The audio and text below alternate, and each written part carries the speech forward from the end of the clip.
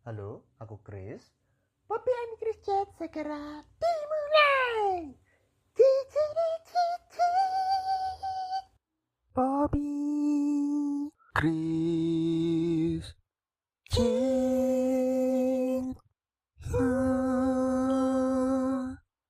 Nah, ini kita sudah sama Mas Haris ini. Susah banget karena sedang belajar. Jadi ya susah ya menemukannya. Iya, agak repot ya, tapi gak apa-apa. Senang banget ada Mas Haris di sini. Kita mau belajar sesuatu yang berbeda dan sesuatu yang baru soalnya. Mas Haris bisa perkenalan dulu statusnya kerja bagaimana, bukan status KTP ya, tapi status kerjaan seperti apa. Perkenalkan, nama saya Haris. Saya sekarang usaha, jadi produksi usaha di bidang agribisnis. Produksinya pupuk kompos, jadi kompos dari kotoran kambing atau domba. Kemudian kami proses sehingga bisa menjadi pupuk yang menyehatkan, menyuburkan dan menyehatkan tanaman dan juga tanah. Terus kemudian juga menjual komposisi komponen-komponen media tanam yang lainnya seperti sekam bakar ataupun sekam fermentasi, kemudian ada kokopit, humus dan bambu dan tanah juga gitu, seperti itu. Oke. Bobby nangkep gak tadi ngomongannya, Mas Haris? Kayaknya enggak, susah ya. Omongannya susah. Tapi sederhananya pokoknya kalau agri-agri itu apa sih Mas Haris? Jadi gini, kalau di agri itu kita belajar bareng gitu ya, cara gimana sih kita bisa membantu teman-teman yang mau menanam dan yang suatu saat ingin memanen itu ada di agri. Jadi misal ingin di rumahnya itu menanam apa seperti cabai ataupun sayur ataupun tomat, nah seperti itu bisa sharing bersama Agri Mekarsari gitu.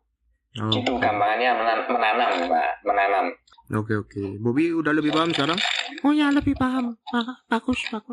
Oke. Sip. Nah, kalau menarik nih karena Mas Haris ya meskipun lebih tua dari saya sebenarnya, tapi ketahuan. Tapi begini ya, agak susah ya, jarang untuk masuk ke dunia agrikultur. Iya. Nah betul. Nah, sejak kapan sih dan mengapa kok bisa tertarik masuk ke agrikultur, daerah pertanian, menanam dan kompos dan segala macamnya? Jadi awalnya adalah ketika saya tertarik menanam secara hidroponik awalnya waktu itu. Jadi hidroponik, terus kemudian waktu itu hidroponik kan kalau dia agak seperti anak bayi ya. Jadi 2 hari aja nggak ditengok gitu, dia udah keserang macem-macem. Hamanya macem-macem karena dia tanpa pestisida kan, tanpa pestisida kimia. Nah kemudian saya off, tapi saya masih ada keinginan untuk tetap menanam gitu. Akhirnya waktu itu kebetulan saya ingin menanam labu madu. Labu madu ini waktu itu saya ingat sesudah pandemi awal-awal lah itu. Jadi pas pada waktu di awal-awal itu pandemi, ada pengumuman pandemi, wah saya udah ini kayaknya nih cepat penyebarannya dan segala macam lah, nah, akan jadi lebih buruk daripada ini pada waktu itu di awal-awal pandemi 2020. Nah kemudian saya juga jualan labu madu, ngambil labu madu terus kemudian jual. Nah saya mau nanam sendiri nih, wah saya kayaknya sepertinya bisa ini, nggak sebegitu susah gitu kan nanam tuh. Akhirnya belajar tentang media tanam. Nah, biasanya menanam kan ya cuman beli-beli di toko tanaman atau apa itu, kemudian kok ternyata berbeda ya, kualitasnya kan menentukan harga, pasti kelihatan lah nanti menentukan kualitasnya juga gitu. Tapi ya kalau kita tahu kualitasnya seperti apa, biasanya kita akan meracik sendiri. Nah pada waktu ngeracik saya butuh salah satu komponen tuh, kan saya tanah sudah dapat, kemudian kompos kambingnya atau pupuk kandangnya belum ada, sama satu lagi tuh sekam bakar waktu itu. Semuanya udah dapat kecuali kompos. Akhirnya saya harus beli nih agak banyak gitu. Kalau buat sendiri kelamaan. Akhirnya saya beli, tapi dari luar kota. Nah, dari luar kota dan itu daerah Malang ke selatan sana itu kan cukup jauh. Jadi kalau beli harus banyak. Nah, terus kemudian, wah ternyata kelebihan nih gimana ini? Gitu. Kan sayang kalau nggak dipakai gitu. Akhirnya saya cobalah jualan di Facebook Marketplace. Saya posting lah di situ. Ternyata banyak yang mau beli. Dan banyak yang tertarik mau beli. Akhirnya habis. Nah, itu awal mulanya. Akhirnya lama-kelamaan, wah ini kayaknya permintaan ada terus. Akhirnya awalnya saya beli lagi untuk dijual. Terus lama-lama kok semakin banyak ya. Akhirnya saya mantep untuk beli mesin untuk penggilingan, dan dari situlah saya belajar terus tentang pengomposan yang baik dan benar itu seperti apa. Begitu. Jadi kalau melihat kembali flashback ke belakang itu, mungkin ketika saya lihat cara mengompos saya yang di awal-awal dulu, saya sekarang sih ketawa-ketawa sendiri sih. Gitu. Tapi alhamdulillah ya sekarang saya sudah mulai tahu dan tahu gimana caranya untuk mengkompos yang baik itu seperti apa. Gitu. Jadi awal mulanya masuknya di situ. Akhirnya merembet ke mana-mana. Ada yang beli kompos nanya si sekam bakar, nanya yang kokopit, ada nanya lagi ke sekam fermentasi, sekam mentah. Begitu kira-kira, Mas Kris. Oke. Di agrikultur tuh beda sama tanaman hias berarti ya? Itu termasuk, jadi masuknya itu ininya kayak kalau jurusan itu beda jurusan gitu aja, cuman masuk di dalam lingkupnya gitu, masuk di dalam lingkupnya tetap agriculture gitu, cuman dia di masuknya itu salah satunya itu di tanaman hias dia masuknya. Jadi ada sendiri memang petani yang khusus untuk tanaman hias itu ada tetap. Dia malah kalau semakin besar, wah dia permainannya dia udah ekspor impor ya. Kalau udah tanaman hias yang mahal-mahal ya, keladi itu biasanya dia diekspor. Oke. Aku nge-flashback lagi ya ke yang tadi hidroponik tadi pertama ya. Hidroponik, boleh. Bobby tahu nggak hidroponik apa? Yang pakai air itu kan ya? Iya, yang pakai air kan? Yang pakai air. Kan tadi Mas Haris dari yang bersih-bersih, habis itu kan jadi kotor-kotor, ada kotoran kambing itu. Jijik gak sih? Pertanyaan apa sih itu? Loh ya kan gak apa-apa mau tahu kan. Oh iya. Boleh. Gimana Mas Haris? Jadi awalnya itu kan dari hidroponik, terus kemudian saya pindah haluan kembali lagi balik ke konvensional. Misalnya cara-cara alami, cara lama gitulah istilahnya. Nah, kenapa kok saya pilih? Waktu itu saya pilihnya kok kambing nih, pupuk. Nah, waktu itu jadi saya menganalisa apa sih sumber daya yang ada di sekitar saya yang belum dimanfaatkan dan bisa kita manfaatkan gitu. Nah, ternyata saya menilai, di kampung saya itu ada kampung kambing namanya. Kalau di Google atau di ini ada tuh kampung kambing gitu kan. Nah, dari situ, wah, kotorannya ternyata di sana juga jadi masalah juga gitu. Maksudnya itu kotoran kalau di bawah kandangnya kambing lama-kelamaan kan ada amoniaknya. Nah, semakin tebal amoniaknya itu membuat kambingnya juga tidak sehat ketika kambingnya ada di atasnya kotoran. Ya, coba kita bayangin aja kalau kita maaf ya, misalnya tidur di situ, terus kemudian aktivitas di situ, tetapi di bawah kita itu banyak kotoran gitu loh, banyak kotoran. Nah, itu malah kotoran kita sendiri. Nah, itu kan bayangin kayak gimana kan, gampangannya kayak gitu. Dan mereka juga, hewan itu juga butuh yang nyaman, yang sehat gitu. Dan di kampung kambing itu untuk membersihkan bawahnya kandang itu kan perlu effort ya, perlu tenaga.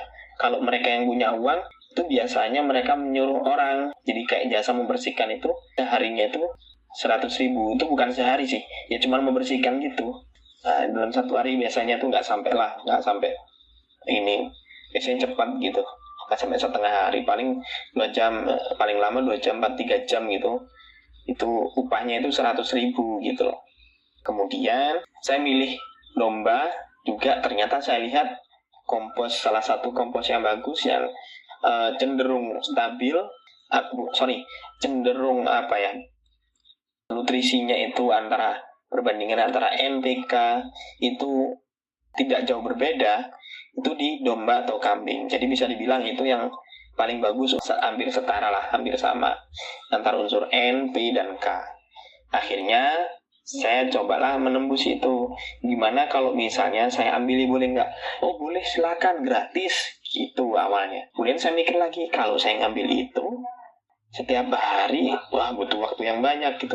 Oke lah, akhirnya saya tawarkan gimana kalau misalnya itu dibersihkan, kemudian saya ganti tenaganya dengan uang begitu. Jadi saya mengganti tenaganya karena kotorannya gratis awalnya kan, seperti itu. Jadi seperti itu, Mas Bobby ya. Aku masih kecil, jangan dipanggil Mas. Oh jangan dipanggil Mas, adik berarti ya. Iya, Pak. Belum pernah ada yang manggil adik. Oke. Jadi Oke. memberdayakan jadinya ya. Jadi tambah Iya, efeknya betul. tambah melebar terus begitu. Secara nggak sengaja akhirnya seperti itu. Jadi saya mengkalkulasikan istilahnya, oh segini Pak tenaganya, boleh nggak? Bahkan di salah satu kandang itu atau satu orang itu akhirnya mengumpulkan dari kandang-kandang yang lain. Ada yang nggak ngikut mengumpulkan, tapi nyuruh orang yang tadi gitu. Mas ini tolong ini nggak apa-apa, tempatku diambil aja gitu. Nah dari situ akhirnya banyak juga yang senang karena apa? Satu, kandang kambingnya itu bersih, otomatis kan karena diambil gitu. Yang kedua, itu bisa buat tambahan buat yang nyari itu. Yang nyari itu dia dapat tambahan. Bahkan kalau misalnya saya ngambil banyak itu, uangnya itu bisa beli anak kambing malahan. Banyak ya. Sampai bisa gitu ya. Iya. Misalnya saya ngambil sampai berapa karung itu bisa hampir dapat, bisa sampai ambil 100 karung atau 200 karung itu mereka bisa anak kambing yang kecil lah Keren. gitu. Nah, oke. Nah, ini kita kalau membahas tentang agrikultur ya, khususnya golongan anak muda lah, bisa dianggap ya Mas Haris anak muda. Iya. Nah, Masih muda saya ini. atau milenial lah, bisa mungkin milenial gitu. Iya, betul. Nah itu Betul. kan bagaimana ada sebuah stigma begitu ya, bahwa orang-orang sekarang kalau umur milenial gitu mikirnya kerja itu kantoran, kerja itu Iya. posisi gimana. Nah ini bukan merendahkan, tetapi bagaimana untuk mematahkan stigma orang-orang muda atau milenial ini kerja kok di itu kandang atau di mana begitu. Dianggap tidak menarik gitu. Padahal kalau aku dengar ceritanya sebenarnya memberdayakan dan itu sangat dampaknya gede. Iya. Gini, orang bertani itu sebenarnya mereka itu pengusaha sebenarnya. Jadi orang bertani itu sebenarnya dia pengusaha loh. Secara nggak sadar. Karena apa? Pertama, dia menanam, kemudian dia menjual. Sebenarnya kan dia memproduksi kan sebenarnya kan. Nah, memproduksi, maka sebenarnya yang dicari itu adalah, kalau kita istilahnya memproduksi sesuatu, maka yang kita cari kan intinya ketika kita jual, kita mendapatkan hasil gitu ya. Ada sisa atau laba di situ. Nah, maka yang harus dipikirkan adalah gimana caranya biaya untuk produksi itu kan seminimal mungkin, seperti itu, tanpa mengurangi kualitas dan ya hasilnya ya. Sebenarnya itu juga petani itu sebenarnya pengusaha. Nah, yang sekarang terjadi kenapa para milenial itu tidak mau terjun ke petani adalah satu, karena kita tidak pernah diajarkan untuk menghargai petani, jasa-jasa petani. Itu juga kita dari kecil kurang untuk itu gitu. Itu. Terus yang kedua, memang petani itu seperti berjuang sendiri. Bobby. Jadi seperti berjuang sendiri. Berjuang sendiri maksudnya gini. Mereka itu harus menanam, kemudian dia merawat, setelah itu dia panen. Setelah panen, dia harus menjual. Kalau nggak mau menjual ya ada tengkulak di situ. Maka diambil sama tengkulak. Tengkulak ketika jualannya itu terlalu rendah, dia harus merugikan. Nggak sesuai dengan harga pokok produksinya dia. Nah, itu yang jadi kendala. Terus dia bermain sendiri tanpa ada istilahnya campur tangan atau bantuan. Apalagi sekarang kan istilahnya pupuk yang kimia itu subsidinya kan mulai dicabut kan, sudah dicabut. Dan efek juga karena kurangnya pengetahuan ataupun yang mengajari tentang pertanian itu, bagaimana caranya pertanian yang murah. Nah, sehingga bisa menekan biaya produksi. Mereka pinginnya cepat gitu kan, pertumbuhan cepat. instan dan segala macam, cepat panen segala macam. Akhirnya digelontorlah dengan pupuk kimia. Kemudian teman-teman yang biasanya konvensional secara pupuk kimia itu sintesis banyak sekali. Maksudnya itu gini, awalnya 1 karung kebutuhannya, besok untuk tanam selanjutnya mungkin dia akan nambah, 1 karung itu akan kurang, ketagihan, tanahnya sudah mulai ini kurang subur, tambah lagi naiklah terus. Sedangkan harga pupuk sekarang itu jauh sekali, udah naiknya berkali-kali lipat begitu. Jadi intinya adalah satu, itu tadi kenapa teman-teman milenial itu susah untuk masuk atau tidak mau menghindari masuk ke sana. Pertama juga kotor, terus berkotor-kotor ria kan ya. Terus yang kedua itu tadi HPP produksinya terlalu tinggi, gak sesuai gitu. Terus kemudian dia berjuang sendiri, ketika menjual dia ketemu sama tengkulak dan segala macam, harganya hancur, dia pas waktu panen harganya hancur. Dan yang keempat juga ya nggak banyak orang yang mau mengajari benar-benar pertanian yang ini, dan nggak diperhatikan, kurang diperhatikan entah itu dari banyak hal gitu. Kita nggak bisa menyalahkan satu sisi, tapi banyak hal yang sistemnya itu nggak jalan gitu loh. Jadi saya bilang ya petani berjuang sendiri akhirnya, mau nggak mau dia berjuang sendiri. Milenial mana mau gitu kan, istilahnya kita menanam, katakan nanam gampangnya lah padi atau beras itu ya. Ada yang lokasi itu di mana dia cuma bisa nanam sekali. Nah otomatis kalau nanam cuma sekali, uangnya dari mana dong? Cuma sekali itu terus nggak sesuai dengan bulanannya. Katakan kebutuhan 1 bulannya dia harus menghabiskan uang misalnya 2 juta, ternyata dia harus panen itu cuma sekali. Itu padi itu di hampir 100 harian lah ya padi itu.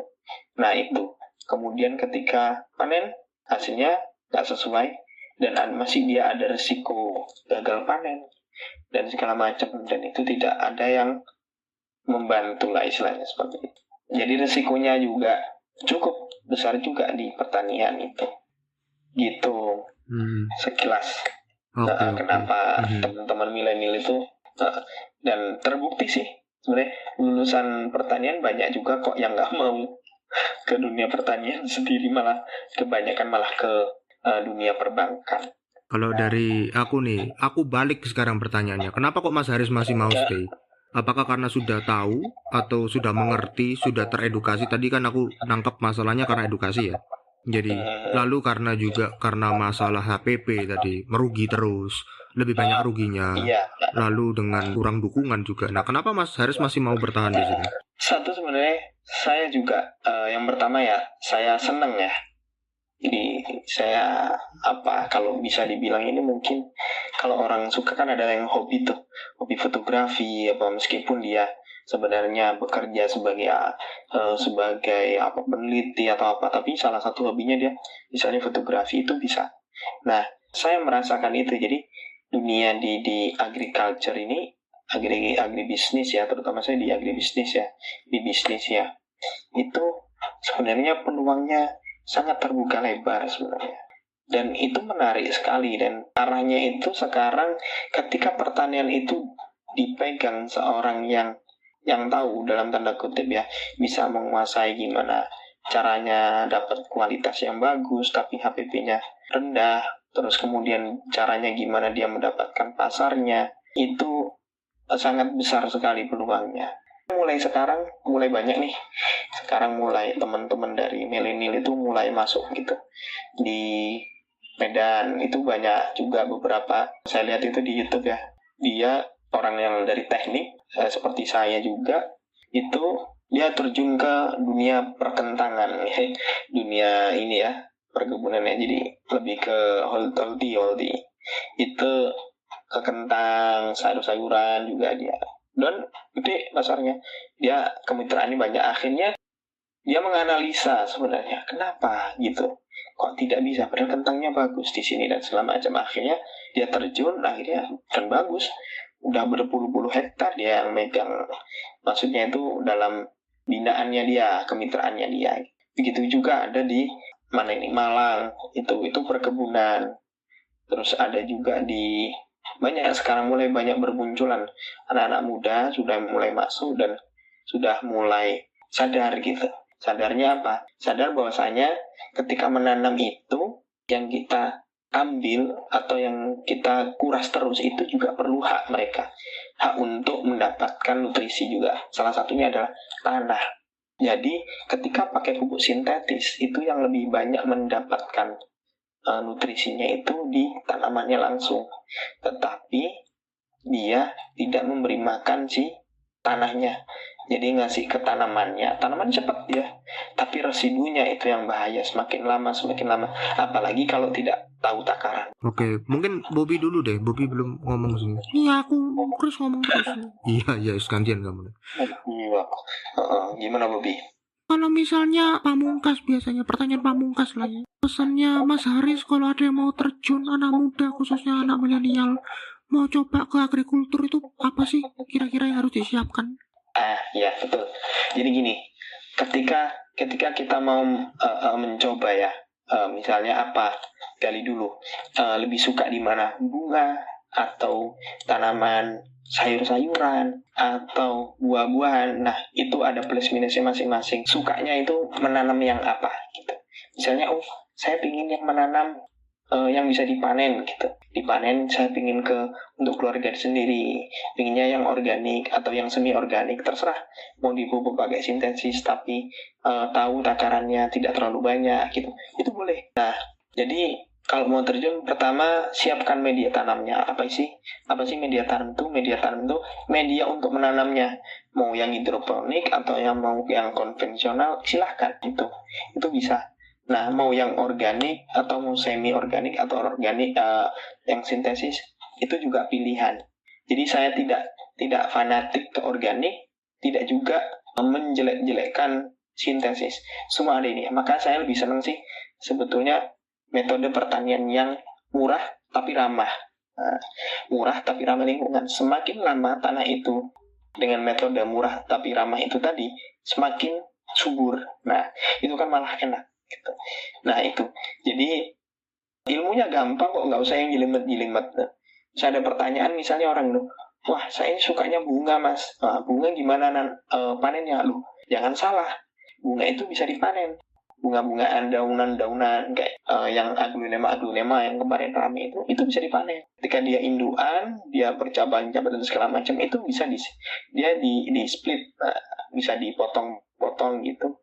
Jadi banyak kayak gitu. Kalau dijual bisa seperti itu, dan harganya juga cukup lumayan kalau jenisnya bagus. Jadi ya itu tadi, pelajari ilmunya nggak senjelimet itu kok. Yang penting komposisinya, kalau kita ditanam di pot itu seperti apa, kalau langsung di tanah seperti apa, itu ngefek banget itu. Dan kuncinya kalau menanam yaitu tetap butuh sinar matahari. Maka bisa tanpa sinar matahari, bisa. Ada namanya sekarang itu udah canggih kan ya, itu pakai ada lampu itu, sinar UV seperti pengganti substitusi lah, bukan menggantikan tapi sebagai representasi gitu, seperti ada cahaya seolah-olah cahaya matahari. Nah dia pakai gelombang tingkatnya seperti itu, jadi tanaman itu tetap bisa tumbuh meskipun di dalam ruangan tapi dikasih lampu itu. Jadi kalau media tanamnya apa saja sih? Yang pertama biasanya kalau teman-teman itu ada tanah, kemudian ada karbon atau sekem bakar, ada yang sudah dilakukan atau difermentasi, kemudian ada pupuknya, bisa pupuk kompos dari daun atau pupuk kompos dari kotoran hewan, itu bisa.